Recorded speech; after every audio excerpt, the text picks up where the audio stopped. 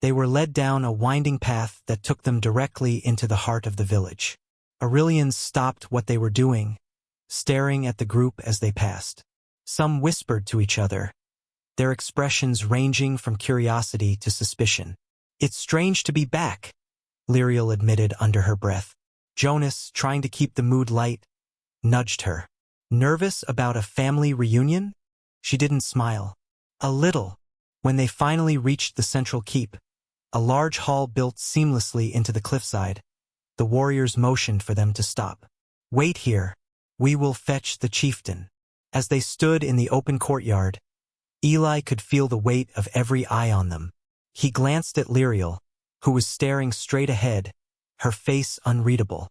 "Lyriel," he said softly, "if this goes south, we'll figure something out. But I need you to trust me. Whatever happens, we'll face it together." She looked at him, her luminous eyes meeting his. For the first time, a hint of a smile touched her lips. "I do trust you, Eli." Jonas groaned. "All right, you two can have your heartfelt moment later. Right now, let's focus on not getting thrown into a dungeon." Before Eli could respond, the massive wooden doors to the keep swung open. The sound echoed through the courtyard, and a figure stepped out. The High Chieftain. Eli's breath caught. The man, if he could be called that, was imposing, his presence radiating authority. His armor was finely crafted, his posture regal. But it was his eyes, sharp and calculating, that immediately told Eli this was not a man to cross. "Lyriel," the chieftain said, his voice deep and resonant. "You've returned." "Yes, father," she replied, stepping forward. "I need to speak with you." The chieftain's gaze flicked to Eli and Jonas. "And these are the ones you've brought into our sacred lands?" Lyriel nodded. "They are my friends. They mean no harm." Jonas whispered to Eli, "Let's hope he buys that." The chieftain studied them for a long moment before motioning to the guards. "Bring them inside. We'll see what this is about." As they followed the chieftain into the keep, Eli glanced at Jonas. "We'll be all right. We have to be." Jonas gave him a tight smile. "If you say so, partner. If you say so." Chapter 6, Moments of Closeness. Inside the Aurelian keep, the air was cooler and quieter. The intricate stonework gleamed faintly in the low light, its ancient carvings a reminder of the culture and history of Lyriel's people. Eli and Jonas stood close to each other, their eyes darting between the guards and the high-ranking Aurelians who moved through the hall with purpose. "This place is incredible," Jonas muttered under his breath. "Like something out of a hollow documentary." Eli gave a short nod. "Focus, Jonas. We don't know what we're walking into here." Lyriel walked ahead of them, her posture tense but dignified. They followed her through a series of winding corridors until they arrived in a smaller, more private chamber. The guards took up positions outside the door, leaving the three of them alone. Lyriel turned to face them, her luminous eyes glimmering faintly in the dim light. "Thank you both for staying by my side. I know this is more complicated than either of you signed up for." Jonas leaned against a carved pillar, crossing his arms. "Hey, it's not every day I get to walk into an alien palace. But let's be real, Lyriel, what's the endgame here? You patch things up with your dad. And then what?" Lyriel sighed, brushing a strand of silken hair away from her face. "I don't know. I never wanted to leave my people, but I couldn't stay under his conditions. I thought I could find another way, but I'm not certain anymore." Eli stepped closer, his voice steady. "Sometimes you just need to take it one step at a time. Let's see what your father says first. We can deal with what comes after that." She looked up at him, her expression softening. "You sound so sure." "Not sure," Eli admitted. "Just willing to try." A faint smile curved her lips. "You have a strange confidence, Eli. It's comforting."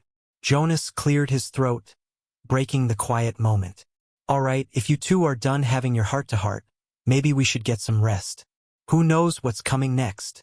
Lyriel inclined her head. "There's a smaller chamber next to this one. I'll speak to the attendants and see if they can bring us some food and bedding." As she slipped out the door, Jonas gave Eli a knowing look.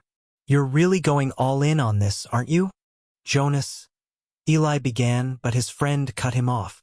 Hey, no judgment. Just don't forget why we're here. If this starts looking bad, we need a plan to get out. Eli nodded. Agreed.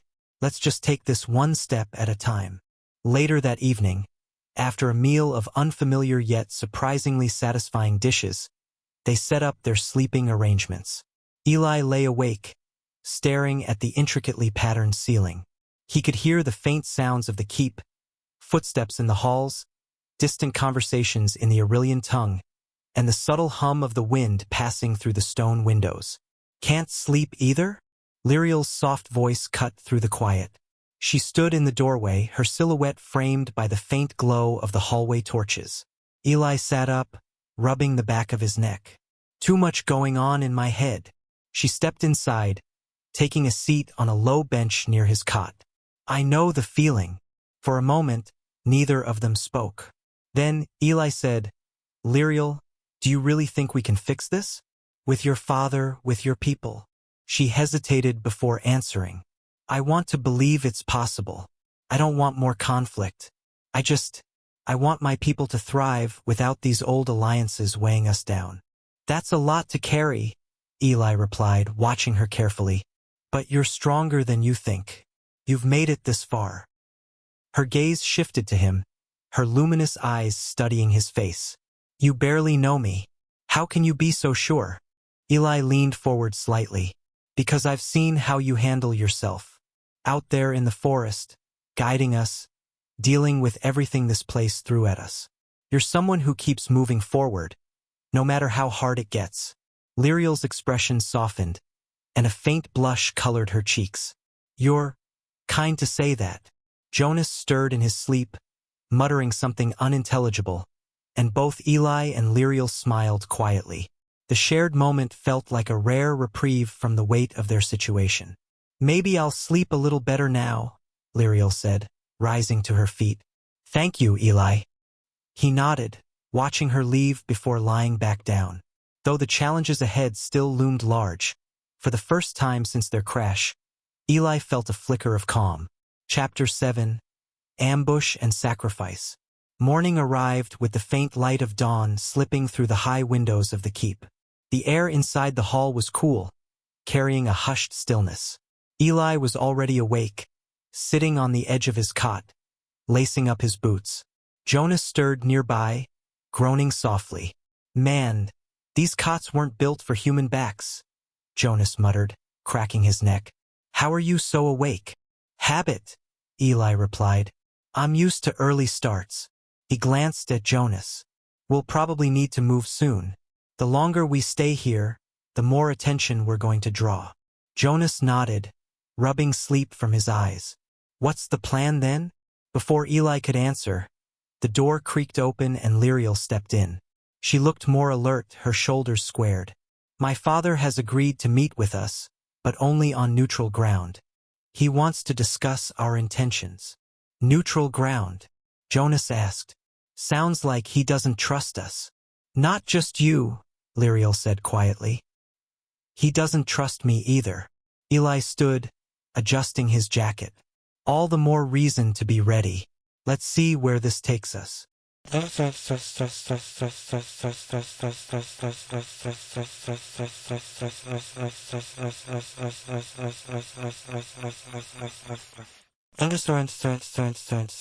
They left the keep in the mid-morning light, escorted by 2 guards who kept a respectful distance.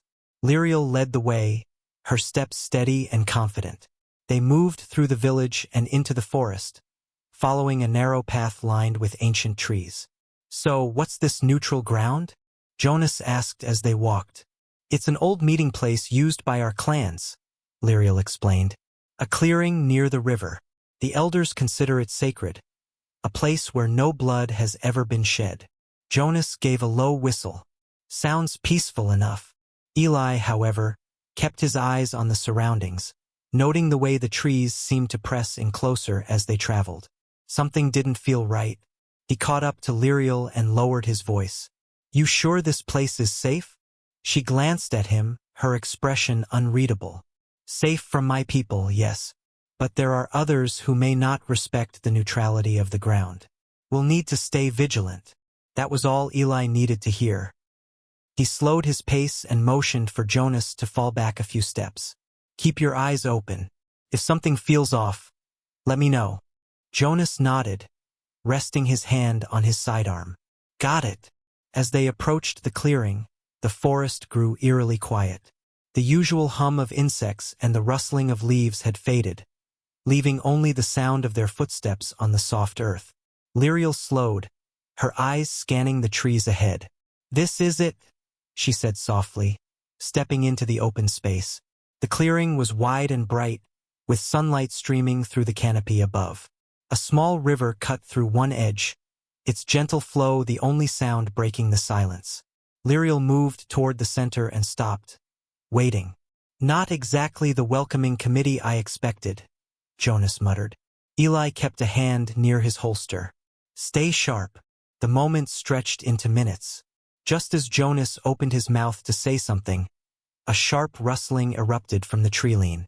Before they could react, figures emerged from the shadows. They weren't Aurelian guards. These newcomers were clad in dark, patchwork armor, their weapons crude but menacing. Lyriel, one of them said, his voice low and grating. You've been quite the elusive one. Lyriel stepped back, her hand moving to the hilt of her blade. You have no right to be here. This is sacred ground. The man laughed. Sacred ground? Your father's neutrality doesn't apply to us. He made enemies when he tried to expand his borders. We're just here to balance the scales. Eli stepped in front of Lyriel, his voice calm but firm. If you're looking for revenge, you've picked the wrong group. Let her go. The man sneered. And who are you to give orders, human? Eli didn't flinch. Someone who knows how to handle himself. Now back off before this gets messy. Jonas, standing to the side, slowly drew his sidearm. I've got your 6, Eli. Just say the word. The tension broke like a snapped wire. The attackers surged forward, their weapons raised. Eli reacted instantly, drawing his sidearm and firing a warning shot into the ground. Last chance to walk away. But the warning went unheeded. The attackers closed in, and the clearing erupted into chaos. Eli focused on protecting Lyriel, positioning himself between her and the assailants. Jonas moved like a shadow, firing carefully and taking cover behind the thick trunks at the edge of the clearing. Lyriel held her ground, her blade flashing as she deflected an incoming strike. Lyriel, stay close, Eli called out, blocking a swing with his forearm and delivering a swift kick to his attacker's knee. The man crumpled, and Eli grabbed his weapon, tossing it out of reach. Jonas shouted from his position, Eli, 6 o'clock. Eli turned just in time to block another strike, grappling with the assailant. They stumbled toward the edge of the river, and with a sharp push, Eli sent the man sprawling into the water. Meanwhile, Lyriel's blade caught the sunlight as she moved with precision, her movements swift and controlled. She didn't strike to kill, but she incapacitated her attackers, her expression calm and focused. In the end, the remaining assailants hesitated, then retreated into the forest. Their leader glared at Lyriel before disappearing into the shadows. Jonas stepped out from behind his tree, lowering his weapon. That was more excitement than I needed before lunch. Eli turned to Lyriel, breathing heavily. You okay? She nodded, wiping her blade. I'm fine. Thanks to both of you. Eli glanced around the clearing, making sure no threats remained. This neutral ground might not be so neutral anymore. Jonas nodded in agreement. I say we get out of here before anyone else decides to visit. Lyriel looked toward the river, her gaze distant. This place was supposed to be safe. If even this is compromised, she shook her head. We need to move quickly. My father must know what happened here. Eli rested a hand on her shoulder. We'll get through this. Let's keep moving. As they left the clearing behind, Eli couldn't shake the feeling that their journey had just taken another dangerous turn. Chapter 8. Safe Haven. The forest finally began to thin, revealing patches of open land bathed in golden light. Eli led the way, his eyes scanning the horizon, while Jonas followed closely behind, his weapon still at the ready. Lyriel walked between them, her expression calm but pensive. "Not much farther now," she said quietly, motioning toward a distant ridge. "The neutral zone lies beyond those hills. Once we're there, we should be safe from anyone still chasing us." Jonas glanced up at the rocky incline ahead. "Should be? I'm not a fan of should be, Lyriel. You've seen how well that worked out last time." Eli gave him a sideways glance. "Just keep your guard up. We'll deal with whatever happens." Jonas sighed, adjusting his pack. "Sure thing, Captain Optimism." They climbed steadily, the sun's warmth on their backs. The air felt lighter here, cleaner. And even Jonas couldn't help but appreciate the beauty of the alien landscape. "You know," he said after a moment, "if we weren't running for our lives, this would actually be a nice place for a vacation. Scenic views, fresh air." Eli smirked. "Maybe we'll come back once everything settles down. You can build a summer home here." "Very funny." Jonas glanced at Lyriel. "What about you, Lyriel? Think you'll stick around this planet once this is all over?" She looked thoughtful for a moment. "This is my home," she said softly. "Even with all its troubles, I can't imagine leaving it behind. My people mean everything to me, even if some of them would rather see me gone." Eli nodded. "Then we'll make sure you can stay."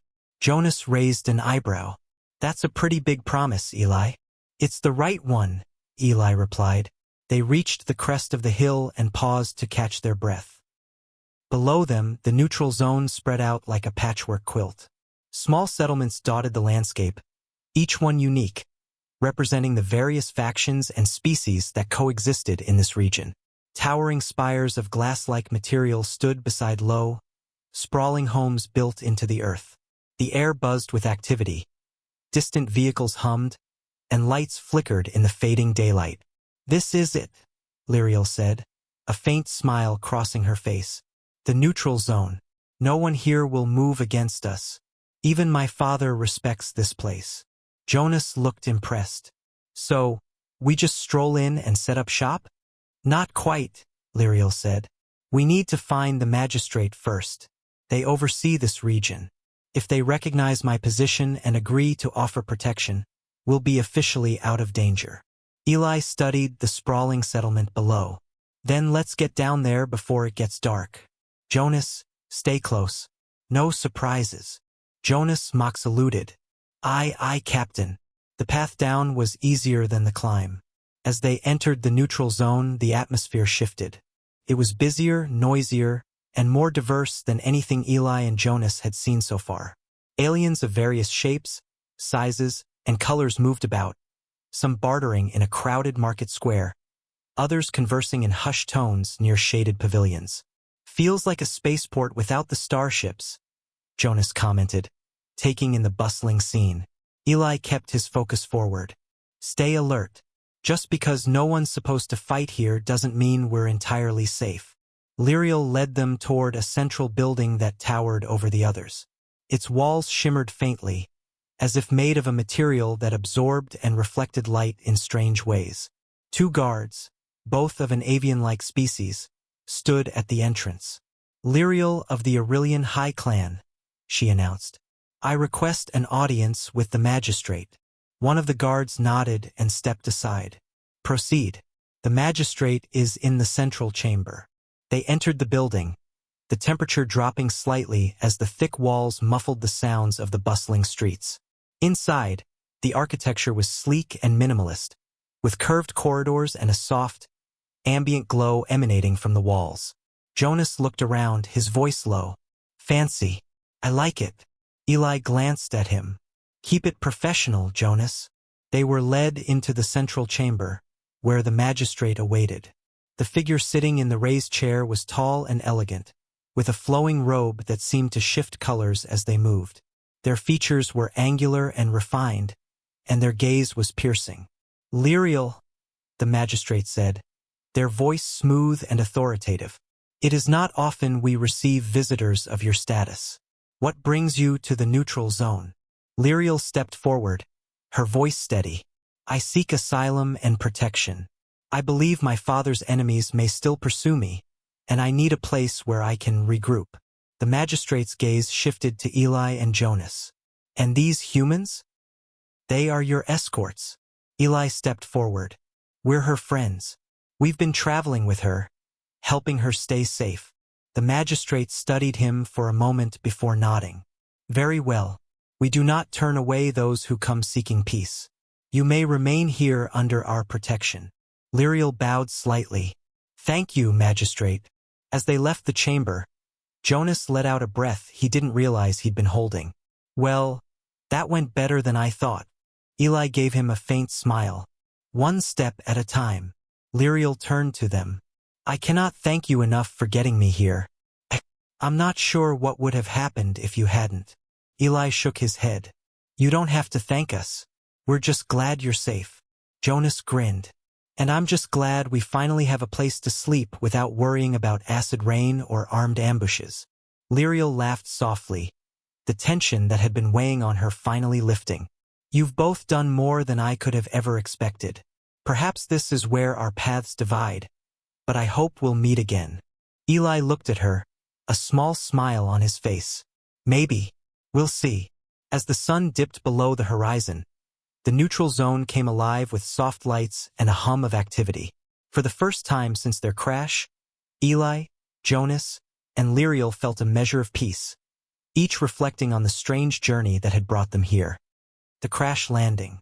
Eli Voss gripped the controls of his spacecraft, the Voyager 4, as it shuddered violently, streaking through the alien planet's thick atmosphere. Warning lights flashed across the dashboard, painting the cockpit in urgent hues of red and amber. Come on, baby, hold together, Eli muttered, his voice calm despite the chaos. The ship groaned in protest, metal screeching against the unrelenting forces assaulting it. Eli's co-pilot, Jonas, strapped in beside him, checked the rapidly depleting fuel gauge.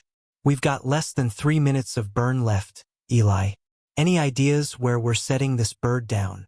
Eli's eyes darted across the landscape below, a tapestry of dense emerald forests and winding rivers, glimpsed intermittently through breaks in the swirling clouds. There, that clearing.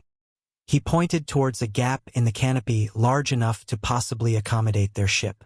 With practiced precision, Eli maneuvered the Voyager 4 toward the ground, the ship's descent engines firing in bursts as they approached the surface. Jonas relayed coordinates back to their orbiting mother ship, his voice steady. Mayday, Mayday. This is Voyager 4, executing emergency landing on Planet X-257. Coordinates incoming. Crew of 2, in need of immediate rescue. The ship hit the ground harder than Eli had hoped, the impact jarring them violently in their seats. When the dust settled, and the echoes of the crashing ship faded, silence enveloped the cockpit. Jonas unstrapped his harness, rubbing his shoulder. Well, that was rougher than simulator runs back at the academy.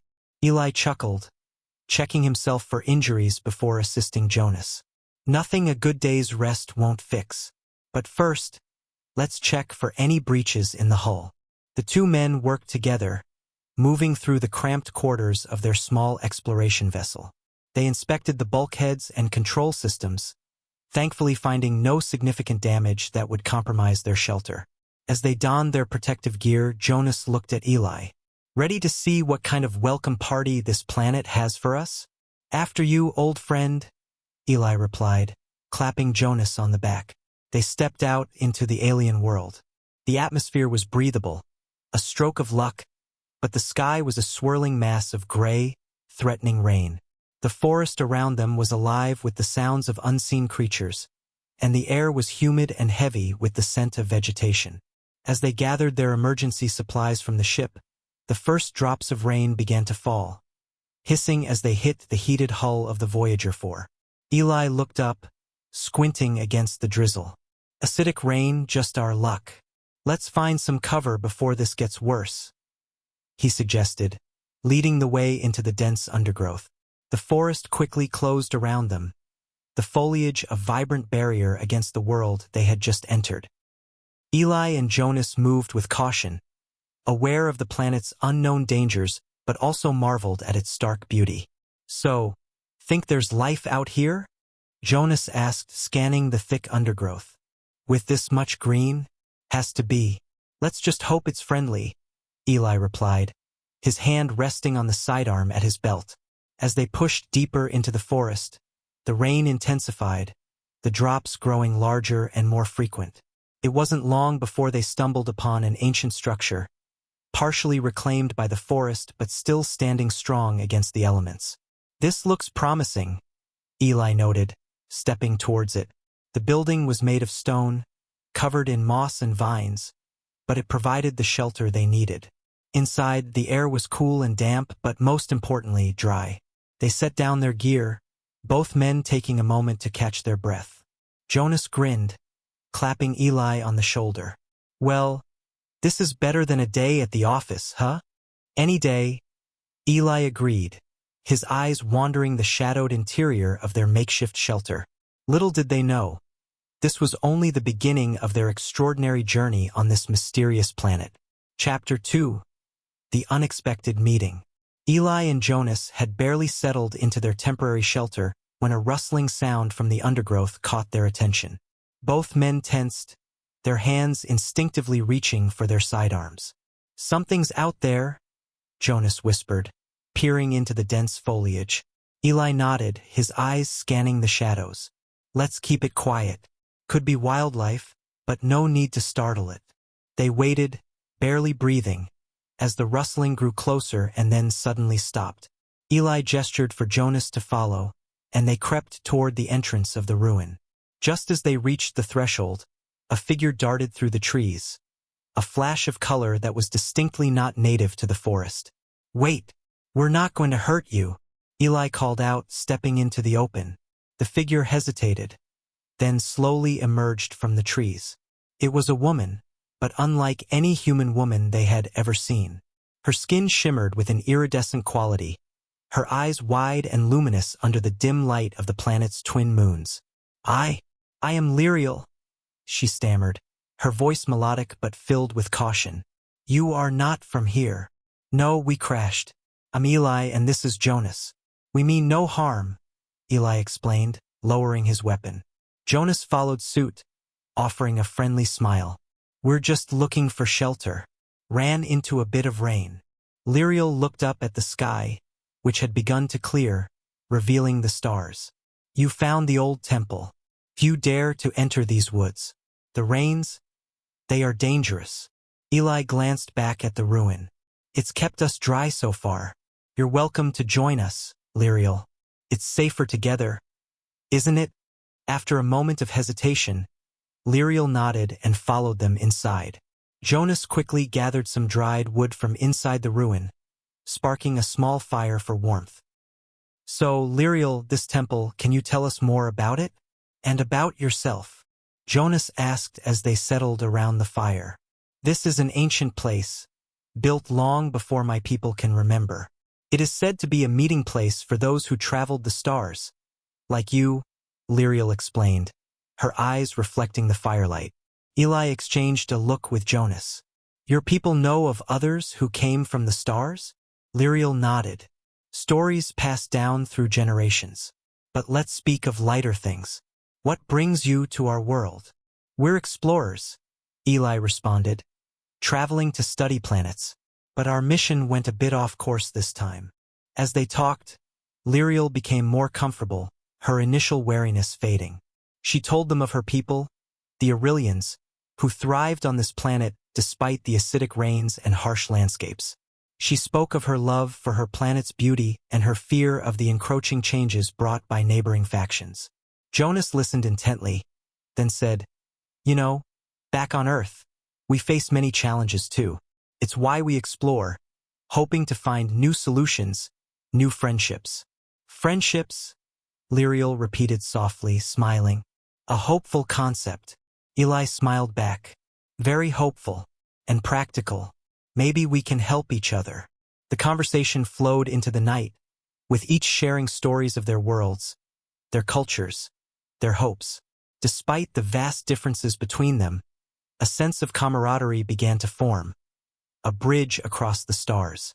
As the fire dwindled to embers, Eli offered Lyriel some of their emergency rations, which she accepted with curiosity. "Your food is different," she noted, trying a packaged meal. Jonas laughed. "Wait till you try our coffee. It'll wake you up or put you right back to sleep." Lyriel's laughter mingled with theirs, the sound echoing softly in the stone chamber. As they settled in for the night, the barriers of alien and human began to blur, replaced by the simple, universal bond of newfound friends sharing a shelter against the vast, unknown dark. Chapter 3: The Shelter. As dawn broke, the light filtered through the cracks of the ancient temple, casting elongated shadows on the stone walls. Eli, Jonas, and Lyriel were already awake, the urgency of their situation a silent motivator. "So, what's the plan for today?" Jonas asked as he repacked his gear. Eli responded while checking the map they had downloaded from their ship's database. "First, we need to establish a secure perimeter and make sure there are no immediate threats nearby. Then, we need to figure out a long-term survival strategy until rescue arrives." Lyriel, sitting cross-legged near the dwindling fire, looked thoughtful. "I can help with that. There are things you need to know about this forest." "Like what?" Eli turned to her, intrigued. "The plants, some are edible, others are deadly. And there are paths known only to my people, which can lead us to safe havens or—" She paused. "More dangerous places." Jonas chuckled. "Well, I guess a tour guide just fell right into our laps. Huh, Eli?" Eli smiled back, then turned serious. "Lyriel, would you be willing to guide us through this forest? We need all the help we can get." "I will help," she nodded. "But we must be cautious. The forest is not kind to strangers." With their roles established, the trio set out to explore the surrounding area. Lyriel led them through the thick underbrush, pointing out which plants were safe for consumption and which ones to avoid. She showed them how to collect water from the dew-covered leaves without getting poisoned by the acidic rain residue. As they walked, Jonas observed the interaction between Eli and Lyriel, noticing the subtle shifts in their dynamics. "You know, Eli, I think there's something you're not telling us. How come you're so calm about all this? Crash landing on an alien planet, meeting a native who knows the terrain. It's like you were made for this stuff." Eli glanced at Jonas, a wry smile on his face. "What can I say? I read a lot of adventure novels as a kid. Always dreamed of something like this, though I imagined less acid rain and more friendly natives with space bars." Jonas laughed, slapping Eli on the back. "Well, you got 1 out of 2, not bad." Their light-hearted banter was cut short when Lyriel suddenly stopped. She crouched low, her hand signaling them to do the same. In hushed tones, she explained, "Ahead, there is a clearing used by the Zilith beasts. They are mostly harmless if unprovoked, but their senses are sharp. We must tread lightly." Moving as silently as possible, they skirted the edge of the clearing. Eli noted the grace with which Lyriel moved, her every step measured and silent. He tried to emulate her, mindful of every crackle and snap under his heavy boots. Once they were clear, Jonas whispered, "That was intense. Felt like one of those spy movies, sneaking past the enemy lines." Eli nodded in agreement, impressed with Lyriel's knowledge and composure. "Lyriel, you've been amazing. How do you know all this?" "My people, we are taught from a young age to respect the forest, to understand its ways. It is our home, our provider, and our protector," Lyriel explained. As the day wore on, they found a small stream. The water, Lyriel assured, was clean and safe due to its fast-flowing nature. They refilled their bottles and took a short break, enjoying the serene sounds of the forest. Jonas took a long drink and then eyed Eli and Lyriel. "You two seem to be getting along pretty well. Might be good for us, having Lyriel here not just for survival stuff, but to understand this place on a deeper level." Eli nodded, feeling a profound sense of gratitude and respect for their alien guide. "Absolutely. Lyriel, we owe you a lot already." Lyriel smiled, a hint of melancholy in her gaze. "I am glad to help. This forest has been my friend and teacher. I hope it can be yours too." As they resumed their journey, The bond between the trio strengthened, each step forward a step deeper into the mysteries of the alien world, guided by their remarkable new friend. Chapter 4. The Revelation. The forest thickened as they moved, the towering trees weaving a canopy so dense that only fragmented beams of sunlight pierced through, casting a dappled glow on the moss-covered ground. The air was thick with the scent of damp earth and the distant hum of unseen creatures. Jonas wiped his brow, exhaling. I thought hiking back on Earth was rough. This humidity is something else. Lyriel glanced at him, a knowing smile playing on her lips. The deeper we go, the heavier the air will feel. The plants release moisture, making the atmosphere thick, but it also masks our scent from predators. Eli, walking a few steps ahead, looked over his shoulder. Predators? Lyriel hesitated for a moment before answering. Not all creatures in these forests are as passive as the Zilith beasts. Jonas sighed. Great. Acid rain, heavy air, and now potential monsters. Love this vacation spot. Eli smirked but said nothing.